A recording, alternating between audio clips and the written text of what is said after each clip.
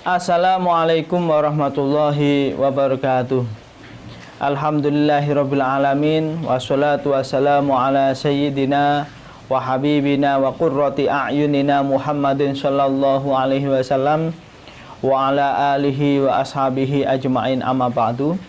Alhamdulillah, dalam kesempatan yang berbahagia ini kita masih dipertemukan di channel YouTube dalam rangka kita belajar bersama kitab Mabadi Fikih Juz 4.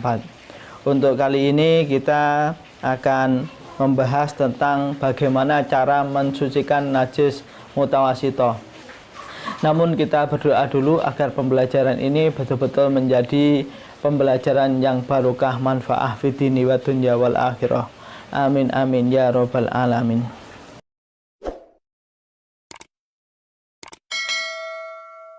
Bismillahirrahmanirrahim. Bismillahi ngawiti ngaji kitab Mabadi sapa ingsun kelawan nyebut asmane Allah. Ar-Rahmani zat kang welas asih ing dalem donya lan akhirat. Ar-Rahimi zat kang welas asih ing dalem akhirat bloko. Wa tadhuru lan bisa suci apa an-najasatu najis al-mutawassitatu kang tengah-tengah oleh suci mau bighusli mahaliha kelawan basuh panggonane an-najasah bil ma'i kelawan banyu atau huri kang suci tur nucekake. Oleh basuh mau hatta tazula sehingga ilang apa ainuha kahanane an-najasah wa ta'muha lan rasane an-najasah wa launuha lan warnane an-najasah wa rihuha lan ambune an-najasah. Wala yadurru lan ora bahayani alias ora opo-opo apa bako ulaunin tetepe warna aurihin utawa ambu asura kang angel apa zawaluhu ngilangi launin aurihin. Dasare liqolihi sallallahu alaihi wasallam krana dawuhe Kanjeng Nabi Muhammad sallallahu alaihi wasallam. Nabi Muhammad nate dawuh mekaten, innama taghsilu saubaka minal bauli wal ghaiti wal madhi wal qai.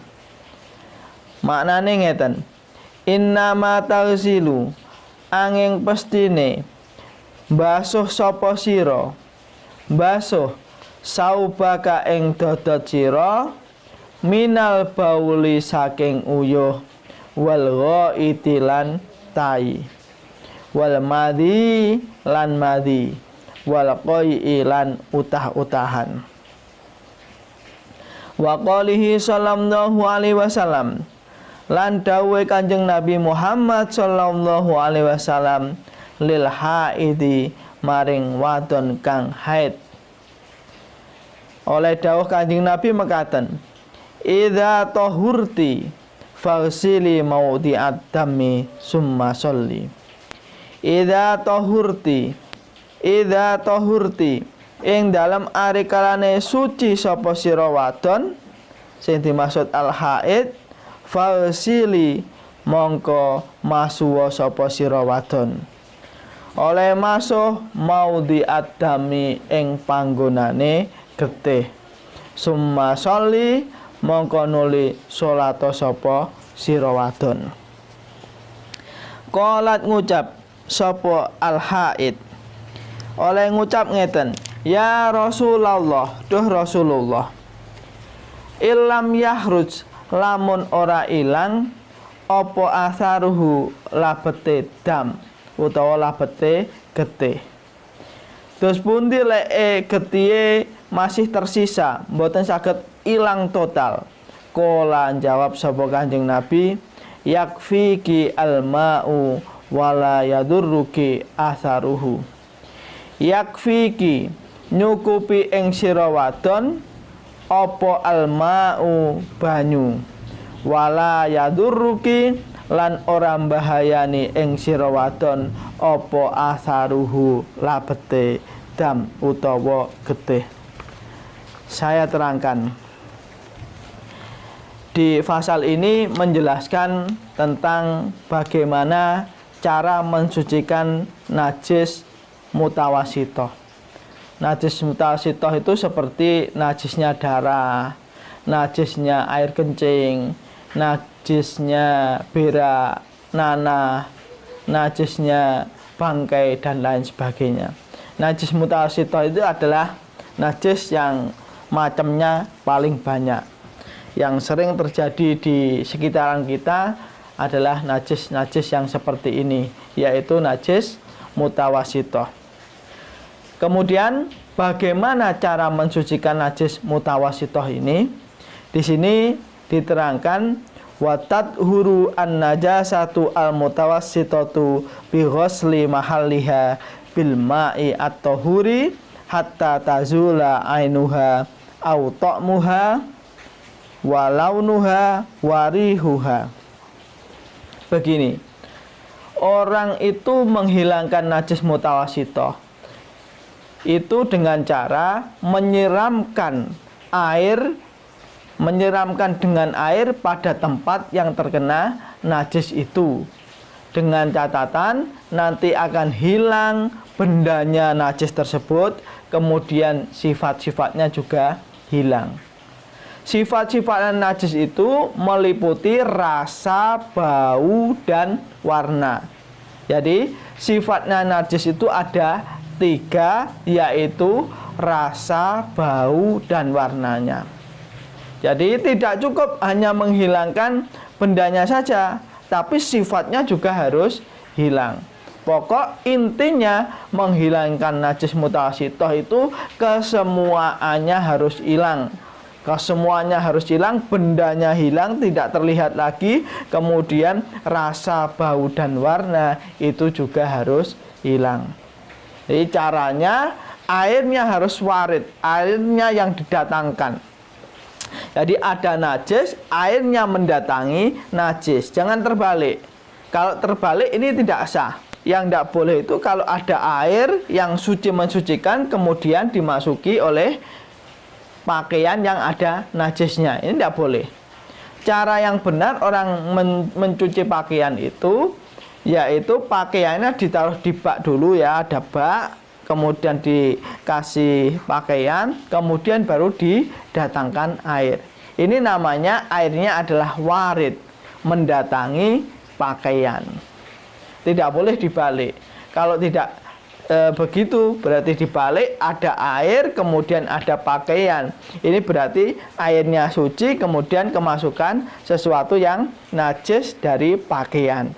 Kalau demikian itu berarti menjadi najis. Begitu ya. Nah, cara menghilangkan najis itu misalkan najisnya ada di lantai. Ada ayam mengeluarkan kotoran di lantai. Ini caranya kita hilangkan ainiyah dulu. Jadi bendanya najis itu kita hilangkan misalkan dengan cara kita mengambil kain atau kertas atau tisu atau serabut kelapa atau yang lainnya. Yang terpenting bendanya najis itu dihilangkan dulu. Kita jadikan ini hukmiyah. Najis tapi masih hukmiyah, hanya hukumnya saja. Nah, setelah hilang semuanya tinggal disiram, itu akan menjadi suci. Nah, kalau tidak dihilangkan najisnya, berarti misalkan ada kotoran di sini, kemudian kita siram. Ini yang tempat yang di sini sudah suci karena najisnya sudah tidak ada. Tetapi di sekitarannya ini menjadi najis karena najisnya pindah di sekitarnya. Nanti sebelahnya kita siram lagi, pindah lagi, yang disiram itu suci, sebelahnya menjadi najis atau mutanajis. Jadi cara yang benar kita hilangkan dulu ainnya, benda yang najis itu harus hilang, kemudian sampai juga hilang sifat-sifatnya meliputi rasa, bau, dan warna, kemudian baru kita siram, begitu ya. Nah, kita lanjut. wala yadurru baqa'u launin aw rihin asura zawaluhu. Untuk sesuatu yang sulit untuk dihilangkan, ini dianggap tidak bahaya atau tidak apa-apa yang apabila tersisa warna ataupun bau yang sulit untuk dihilangkan. Seharusnya kalau pakai rumus yang awal tadi, orang menghilangkan najis itu ainnya itu harus hilang, sifat-sifatnya juga harus hilang. Sifat-sifatnya itu meliputi rasa, bau, dan warna. Cuma misalkan kok ada najis berupa darah, ini kok yang tersisa tinggal warnanya saja, sudah dicoba untuk dihilangkan tetap tidak hilang. Ini tidak apa-apa, dengan catatan sulit untuk dihilangkan. Biasanya kalau darah itu kan tidak langsung hilang ya. Darah itu kalau masih yang sempurna, utuh, itu warnanya merah. Kemudian kita cuci, ini warnanya berkurang sampai biasanya masih menyisakan warna kekuning-kuningan. Nah, ini tidak masalah.